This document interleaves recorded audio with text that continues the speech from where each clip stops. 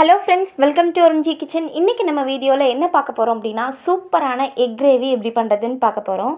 அதுக்கு முன்னாடி நம்ம சேனலை சப்ஸ்கிரைப் பண்ணாதவங்க மறக்காமல் சப்ஸ்கிரைப் பண்ணிக்கிங்க. அப்படியே பெல் ஐக்கானையும் போட்டு வச்சுக்கோங்க. அப்போ தான் நாங்கள் போடுற வீடியோஸ் நோட்டிஃபிகேஷனாக உங்களுக்கு வந்துக்கிட்டே இருக்கும்.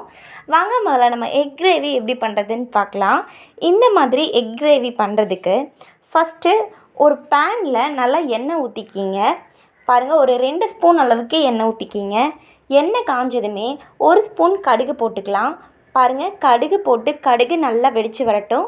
கடுகு நல்லா வெடித்து வந்ததுமே இதில் ஒரு பிரியாணி இலை, பட்டை, கொஞ்சம் சோம்பு போட்டு தாளித்து விட்டுறலாம். பாருங்கள், இதெல்லாம் நல்லா பொரிஞ்சு வந்ததுமே ஒரு கொத்து கருவேப்பிலை சேர்த்துடலாம். இதில் கருவேப்பிலையும் சேர்த்தாச்சு. அப்புறம் நான் ஒரு பெரிய வெங்காயத்தை நல்லா ரொம்ப சின்ன சின்னதாக கட் பண்ணி எடுத்திருக்கேன். அப்போ தான் கிரேவி நல்லாயிருக்கும். பெருசாக இருந்துச்சு அப்படின்னா அது நல்லா மசிஞ்சு கிடைக்காது. அதனால் நான் ரொம்ப குட்டி குட்டியாக இந்த மாதிரி முட்டைக்கெல்லாம் கட் பண்ணுவோம்ல, அந்த மாதிரி நான் கட் பண்ணி எடுத்து வச்சுருக்கேன். இப்போது அந்த வெங்காயத்தையும் இதில் நம்ம சேர்த்துடலாம். இப்போது இந்த வெங்காயம் நல்லா ஒரு அளவுக்கு நல்லா வெந்து வர வரைக்கும் நீங்கள் நல்லா கிளறி விடுங்க. இது கலர் நல்லா சேஞ்ச் ஆகி வரணும். அப்போ தான் நம்ம தக்காளி பழம் சேர்க்கணும். இல்லைனா அந்த டேஸ்ட் நல்லா இருக்காது.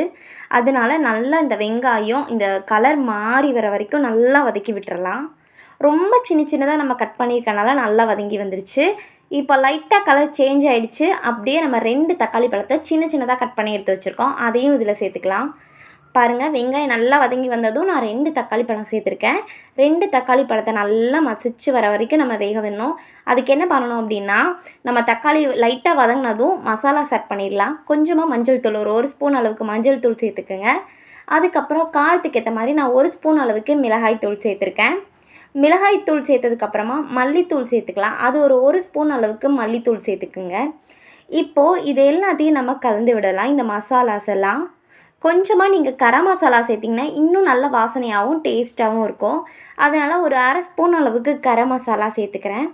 பாருங்கள், கரம் மசாலா சேர்த்தாச்சு. இப்போ நல்லா இந்த மசாலாலாம் நல்லா கலந்து விட்டுருங்க. நல்லா மீடியம் ஃப்ளேமில் வச்சுருங்க, இல்லைனா மசாலா கருகிடும்.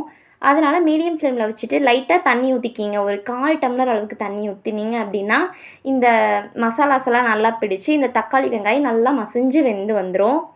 பாருங்கள், கொஞ்சம் தண்ணி ஊற்றுறனால இது நல்லா மசிஞ்சு வர வரைக்கும் நம்ம சிம்லேயே வச்சு வேக விட்டுறலாம். பாருங்கள், இது எந்த ஒரு பக்குவத்தில் வரும்னா இந்த மாதிரி நல்லா வெந்து கிடைக்கணும். இந்த தக்காளி பழம்லாம் நல்லா மசிஞ்சு வர வரைக்கும் நம்ம வேக விடணும். இதில் நம்ம தேவையான அளவுக்கு உப்பு சேர்த்துக்கலாம். பாருங்கள், உப்பு சேர்த்தாச்சு. அப்புறம் பெருங்காயத்தூள் சேர்த்துக்கலாம். கொஞ்சமாக பெருங்காயத்தூளும் சேர்த்து நல்லா கலந்து விட்டுருங்க. இந்த தக்காளி வெங்காயம்லாம் பாருங்கள் எந்த அளவுக்கு மசிஞ்சு வந்திருக்குன்னு. இப்போ இதை நம்ம கிரேவியில் சேர்க்கும்போது நல்ல ஒரு டேஸ்ட்டில் கிடைக்கும். பாருங்கள், நல்லா மசிஞ்சு வந்ததுக்கப்புறம் இதில் நான் ஒரு கை அளவுக்கு தேங்காயும் ஒரு 4-5 முந்திரியும் போட்டு நல்லா அரைச்சிருக்கேன். இந்த பேஸ்ட்டை இதில் சேர்த்துக்கலாம். முந்திரி எதுக்கு சேர்க்குறோம் அப்படின்னா, நல்லா கிரேவியாகவும் டேஸ்ட் கொஞ்சம் நல்லாவும் கிடைக்கிறதுக்காக தான் முந்திரி சேர்க்குறோம். இப்போது இதை நல்லா நீங்கள் கலந்து விட்டுருங்க. இது கூட நீங்கள் இன்னும் கொஞ்சம் தண்ணி ஆட் பண்ணிக்கிங்க. பாருங்கள், இந்த மசாலாஸ் எல்லாம் சேர்த்ததுக்கப்புறம் தண்ணி கொஞ்சம் ஆட் பண்ணிக்கலாம். தண்ணியும் சேர்த்து இதை நல்லா கொதிக்க விட்டுருங்க. நல்லா கொதித்து வரட்டும். இது நல்லா கொதித்து வந்ததுக்கப்புறம் தான் நம்ம முட்டை சேர்க்கணும். லாஸ்ட்டு ஸ்டேஜுக்கு கொஞ்சம் முன்னாடி முட்டை சேர்த்திங்கன்னா போதும். பாருங்கள், நான் முட்டையை நல்லா வேக வச்சு 2ஆக கட் பண்ணி எடுத்து வச்சுருக்கேன். இப்போ அந்த முட்டையை இதில் நான் சேர்க்க போகிறேன். இந்த மாதிரி அரை முட்டையாக நம்ம கட் பண்ணி போட்டோம் அப்படின்னா நல்லா அந்த முட்டையில் மசாலாஸ் எல்லாம் பிடிச்சி நல்லா சூப்பரான ஒரு டேஸ்ட்டில் கிடைக்கும். நான் அதனால தான் இந்த மாதிரி கட் பண்ணி சேர்த்துருக்கேன். பாருங்கள், இந்த கிரேவி இன்னும் நல்லா கொஞ்சம் வத்துற வரைக்கும் விட்டுறலாம். முட்டை கரைஞ்சிராமல் இருக்கிறதுக்காக தான் நம்ம லாஸ்ட் ஸ்டேஜுக்கு முன்னாடி போடுறோம். இப்போது நல்லா இந்த கொதித்து நல்லா வற்றி வந்துருச்சு. பாருங்கள், இந்த அளவுக்கு வத்திருச்சு. முட்டை கிரேவி சூப்பராக ரெடி ஆகிடுச்சு. இதை நீங்கள் சப்பாத்திக்கு, சாதத்துக்கு இதுக்கெல்லாம் தொட்டு சாப்பிடும்போது ரொம்பவே டேஸ்ட்டு சூப்பராக இருக்கும். நீங்களும் ட்ரை பண்ணி பாருங்கள். நல்லா இருந்துச்சுன்னா மறக்காமல் கமெண்ட்டில் சொல்லுங்கள். முக்கியமாக நம்ம சேனலில் சப்ஸ்கிரைப் பண்ணாதவங்க மறக்காமல் சப்ஸ்கிரைப் பண்ணிவிட்டு அப்படியே பெல் ஐக்கானையும் போட்டு வச்சுக்கோங்க. அப்போ தான் நாங்கள் போடுற வீடியோஸ் நோட்டிஃபிகேஷன் வந்துக்கிட்டே இருக்கும்.